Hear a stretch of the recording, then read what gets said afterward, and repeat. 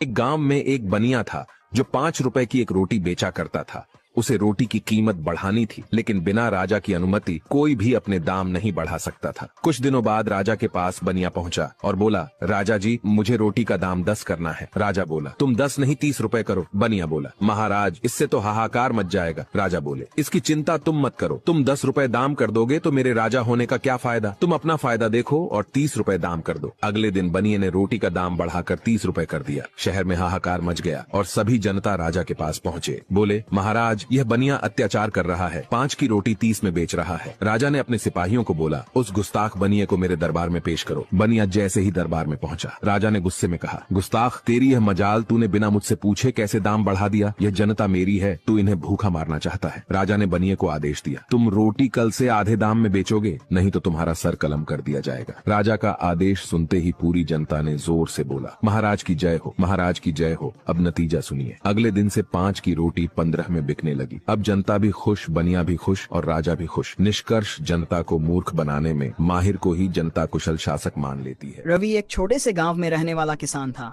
उसकी फसल लगातार 2 साल से खराब हो रही थी। कर्ज और गरीबी ने उसे निराश कर दिया था।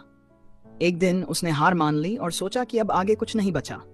उसी समय गांव के बुजुर्ग महेश चाचा ने उससे कहा, रवि, जब धरती सूख जाती है तब हम बारिश की उम्मीद नहीं छोड़ते।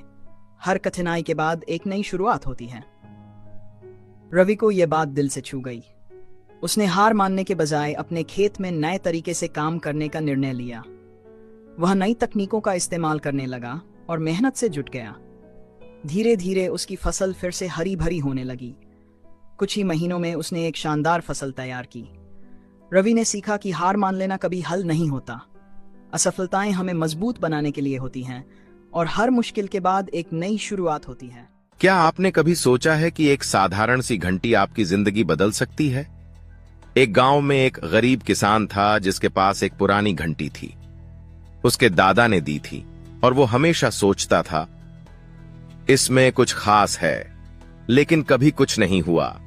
फिर एक दिन गांव में भयानक तूफान आ गया। सब लोग डर के मारे घरों में दुबक गए। किसान ने सोचा, चलो इस घंटी को बजाता हूं।